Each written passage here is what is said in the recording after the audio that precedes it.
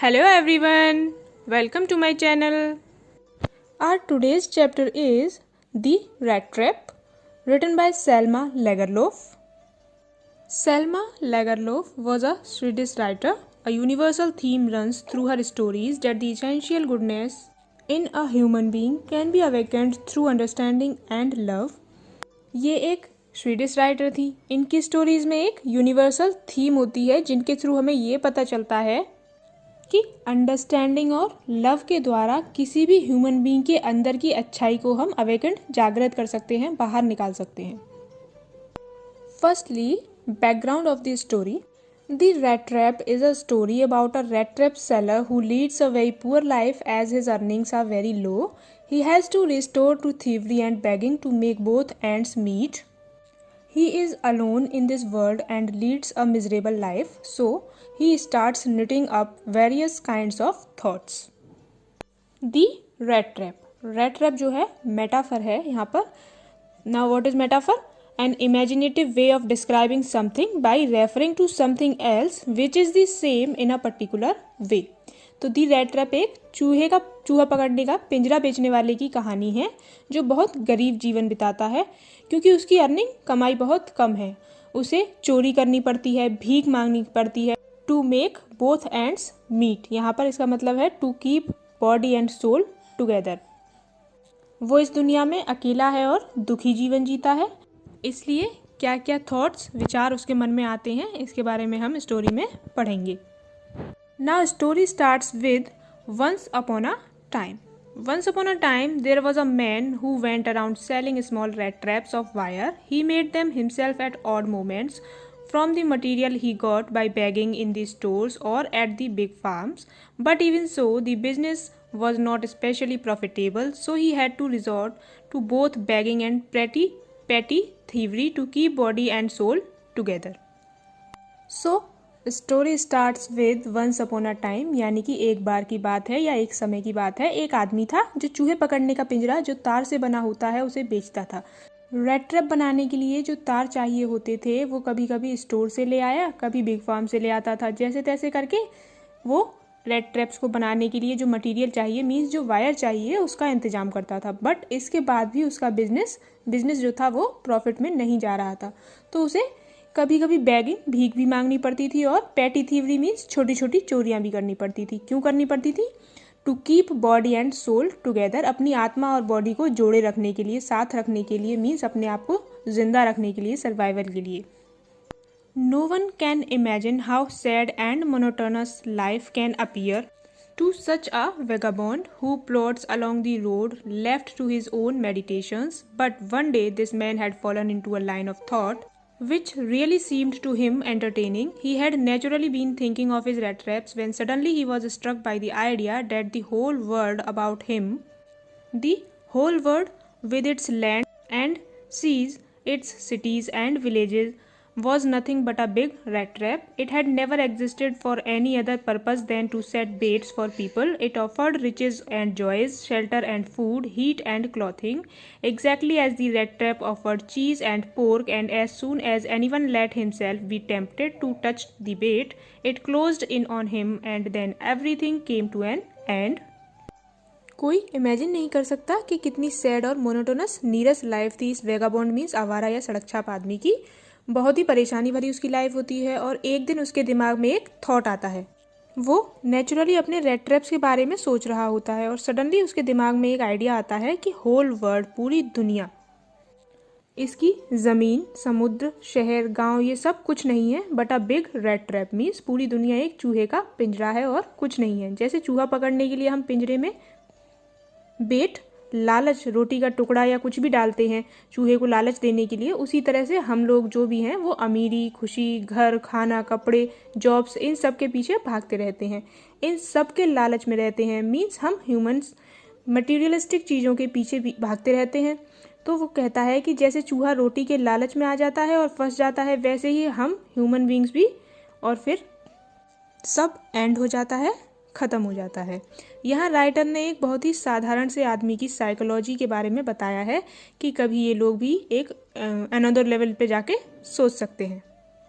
One dark evening, as he was trudging along the road, he caught sight of a little grey cottage by the roadside, and he knocked on the door to ask shelter for the night. Nor was he refused. Instead of the sore faces which ordinarily met him, the owner, who was an old man without wife or child, was happy to get someone to talk to in his loneliness. Immediately he put the porridge pot on the fire and gave him supper. Then he carved off such a big slice from his tobacco roll that it was enough both for the stranger's pipe and his own. Finally, he got out an old pack of cards and played majores with his guest until bedtime. एक शाम वो क्या करता है, वो कौन, red trap seller, road side पे एक ग्रे कॉटेज का डोर नॉक करता है और शेल्टर मांगता है उस रात रुकने के लिए। वैसे जब भी वो शेल्टर मांगता था तो सब उसे मना कर देते थे और ख़राब सा फेस बनाते थे, बट ये बूढ़ा आदमी उसे खुशी खुशी शेल्टर मतलब रहने के लिए जगह देता है और वो उसके लिए पॉरेज पॉट मीन्स दलिया बनाने के लिए रख देता है। वो पाइप स्मोक करते हैं और वो कार्ड्स भी खेलते हैं, मजोलिस गेम भी खेलते हैं। क्यों करता है वो झोपड़ी में रहने वाला आदमी ये सब? क्योंकि वो बहुत लोनली था, उसकी ना वाइफ थी और ना ही बच्चे, तो वो इसलिए खुश था कि चलो कोई बात करने वाला बात करने के लिए मिला। The guest was informed at once that in his days of prosperity, his host had been a crofter at Ramsjo Ironworks and had worked on the land. Now that he was no longer able to do day labor, it was his cow which supported him. Yes, that Bossy was extraordinary. She could give milk for the creamery every day, and last month he had received all of 30 kroner in payment.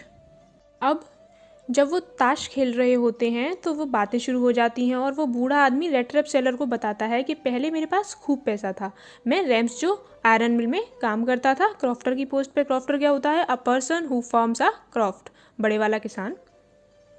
अब मैं बूढ़ा हो गया हूँ, वहाँ काम नहीं कर सकता, इसलिए मैंने एक काव रखी है अपने सपोर्ट के लिए, मीन्स अपने सर्वाइवल के लिए, जो दूध देती है। और वो बताता है कि वो कोई ऐसी वैसी काव नहीं है, वो एक्स्ट्रा ऑर्डिनरी है, यूनिक है।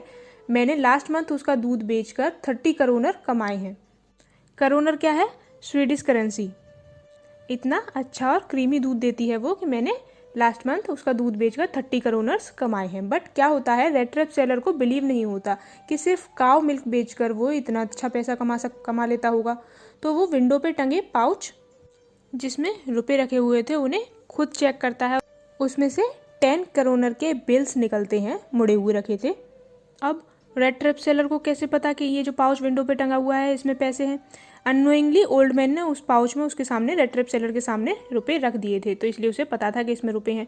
तो उसको यकीन नहीं होता कि इतना पैसा कमा लेता होगा, तो वो चेक करता है खुद, और जब चेक करता है तो उसमें से 10 करोड़ निकलते हैं, तो उसको बिलीव हो जाता है कि हाँ भाई ओल्ड मैन सच बोल रहा है।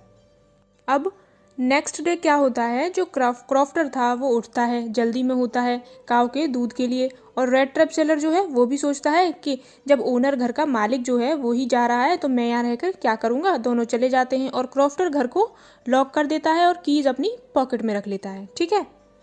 But half an hour later, the red trap peddler stood again before the door. He did not try to get in, however. He only went up to the window, smashed a pen, struck in his hand, and got hold of the pouch with the 30 koroner. He took the money and thrust it into his own pocket. Then he hung the leather pouch very carefully back in its place and went away. Half an hour? आधा घंटा बाद वो वापस cottage जाता है और घर के अंदर नहीं जाता है, विंडो के पास जाता है और वो 30 करोनर वाला बैग निकाल लेता है। वो 30 करोनर निकालता है और अपनी पॉकेट में रख लेता है और फिर पाउच को दोबारा वहीं विंडो पे टांग देता है और वहाँ से चला जाता है। अब उस टाइम पे वो खुद को बहुत स्मार्ट समझता है और सोचता है कि मैं पब्लिक हाईवे नहीं लूँगा, क्योंकि वहाँ अगर मेरी तलाशी होगी तो मैं पकड़ा जाऊँगा और जेल जा सकता हूँ। तो वो एक फॉरेस्ट का रास्ता पकड़ता है। अब स्टार्टिंग में तो उसे फॉरेस्ट के अंदर बहुत ईजी लग रहा होता है, बट बाद में वो जंगल में खो जाता है। अब वो फॉरेस्ट उसको इम्पेनिट्रेबल प्रिजन, अभेद्य जेल की तरह लगने लगता है, जहाँ से वो कभी बाहर नहीं निकल पाएगा। It was late in December. Darkness was already descending over the forest. This increased the danger and increased also his gloom and despair. Finally, he saw no way out and he sank down on the ground, tired to death, thinking that his last moment had come. But just as he laid his head on the ground, he heard a sound, a hard, regular thumping. There was no doubt as to what that was. He raised himself. Those are the hammer strokes from an iron mill, he thought. There must be people nearby. He summoned all his strength, got up and staggered in the direction of the sound. ये late दिसंबर की बात थी। बहुत ठंड और अंधेरा बढ़ता जा रहा था। ये खतरे को और बढ़ा रहे थे। फाइनली उसे बाहर निकलने का कोई रास्ता नहीं दिखा और वो थककर ज़मीन पर बैठ गया, जैसे वो मरने वाला हो और उसे लगा कि उसका एंड, उसका लास्ट मोमेंट लाइफ का आ गया है। बट जैसे ही उसने अपना सर ज़मीन पर रखा, उसको एक आवाज़ सुनाई दी। कैसी आवाज़? रेगुलर थंपिंग, बहुत ज़ोर ज़ोर से किसी चीज़ को पीटने की आवाज़। वो समझ गया कि ये हथौड़े की आवाज़ थी। ये वही रैम्स जो आयरन मिल से आ रही थी, जहाँ क्रॉफ्टर पहले काम किया करता था। फिर वो समझ गया कि आसपास ही आयरन मिल है और लोग भी हैं, और फिर वो ताकत इकट्ठा करके उठा और आवाज़ वाली डायरेक्शन में बढ़ने लगा।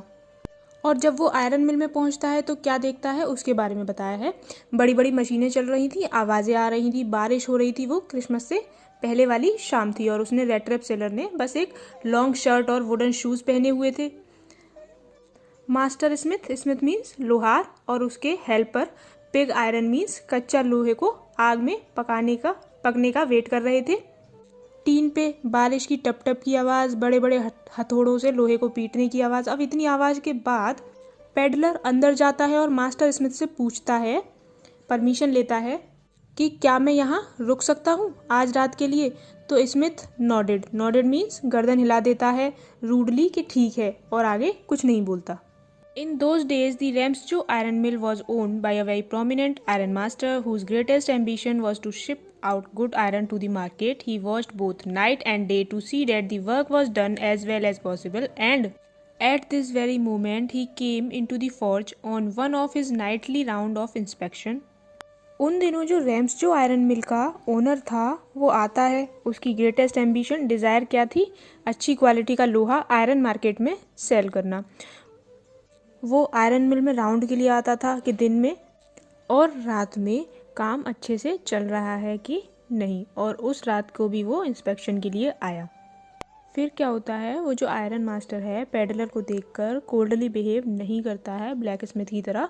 वो उसके पास जाता है उसे देखने के लिए, और उसका स्लाउच हैट जिससे उसने अपना फेस कवर कर रहा था, जिसको फेस कवर करके वो सो रहा था, उसे टोर ऑफ, फाड़ देता है ताकि अच्छे से फेस देख सके। But of course it is you Niels Olaf, he sad, how you do look. अब यहाँ क्या हो जाता है, आयरन मिल ओनर को गलत फहमी हो जाती है और वो रेड ट्रैप सेलर को नील्स ओलोफ समझ लेता है, यानी कि अपनी जान पहचान का आदमी, अपना पुराना फ्रेंड समझ लेता है। उसको ऐसा लगता है उसका फेस रात के अंधेरे में, और वो कहता है रेड ट्रैप सेलर को, अरे ये तुम हो नील्स ओलोफ, तुम कैसे दिख रहे हो। जबकि रेड ट्रैप सेलर ने उसे कभी देखा ही नहीं होता है। वो समझ जाता है कि इन्हें कोई गलतफहमी हो रही है, वो गलती से मुझे नील्स ओलोफ समझ बैठे हैं। बट जो रेड ट्रैप सेलर है वो उसको बताता नहीं है कि मैं वो नहीं हूँ, क्योंकि उसको लगता है कि इतनी बड़ी आयरन मिल का ओनर है तो शायद मुझे कुछ करोनर दे दे, इसलिए वो कन्फ्यूजन क्लियर नहीं करता। अब जो आयरन मिल ओनर है वो पेडलर की कंडीशन देखकर बहुत परेशान होता है और कहता है कि अगर मैंने रेजिमेंट में से रिज़ाइन नहीं किया होता तो आज तुम्हारी ये हालत ना होती। यहाँ पे हमें ये पता चल जाता है कि पहले आयरन मास्टर किसी रेजिमेंट में काम करता होगा, सोल्जर की किसी पोस्ट पर होगा, और वो हमारे पेडलर को एक कैप्टन समझ रहा था। फिर मिल ओनर उससे कहता है कि तुम यहाँ नहीं रहोगे, मेरे साथ चलो मैनर हाउस मीन्स हवेली, वहाँ रहना। अब पेडलर फंस जाता है, क्योंकि वो तो सोच रहा था कि ये इतने बड़े मिल के ओनर हैं, मालिक हैं, तो कुछ पैसे मिल जाएंगे, कुछ करोनर मिल जाएंगे। बट वैसा तो हुआ नहीं, उल्टा वो अपने साथ ले जाने को बोलता है और उसके साथ जाना रेड ट्रैप सेलर को लॉयंस डेन में जाना जैसा लगता है, जबकि वो तो बस उस आयरन मिल में रात बिताने के लिए आया होता है। जब पेडलर ये सब सोच रहा होता है कि कहीं मैं फंस न जाऊँ, पकड़ा न जाऊँ कि मैं इनका दोस्त नहीं हूँ, तभी मिल ओनर सोचता है कि वो अपनी मिजरेबल कंडीशन की वजह से जाने में एम्बेरेस्ड फील कर रहा है। ओनर कहता है वहाँ कोई नहीं रहता, वहाँ मीन्स मैनर हाउस में उसके घर में कोई नहीं रहता। वो बताता है रेड ट्रैप सेलर को एलिजाबेथ जो उसकी वाइफ थी उसकी डेथ हो चुकी है, लड़के बाहर रहते हैं, मैं और मेरी बेटी रहते हैं जिसका नाम होता है एडला, तुम चल सकते हो। और कहता है कि हमारा क्रिसमस भी अच्छा हो जाएगा। लेकिन पेडलर जो है वो मना कर देता है और बार बार मना करता है, क्योंकि पेडलर बार बार मना कर रहा होता है। उसका रीज़न क्या था? एक तो उसने 30 करोनर की चोरी किए होते हैं, 30 करोनर चुरा लिए थे, और दूसरा वो उसका फ्रेंड भी नहीं होता है, इसलिए उसको पकड़े जाने का डर था। फिर ओनर जाने लगता है, वो समझ जाता है कि अब ये नहीं जाएगा, और जाते टाइम ब्लैक स्मिथ जो था उससे कहता है कि आज कैप्टन वॉन स्टैले तुम्हारे साथ ही रुकेंगे, जर्न storm name of black smith. और ये कहते हुए ओनर हंस रहा होता है, मुस्कुरा रहा होता है, तो ब्लैक स्मिथ समझ जाता है कि अब ये कुछ और करेंगे इसको बुलाने के लिए। उसके लास्ट वर्ड से बोलने के वे से समझ जाता है ब्लैक स्मिथ।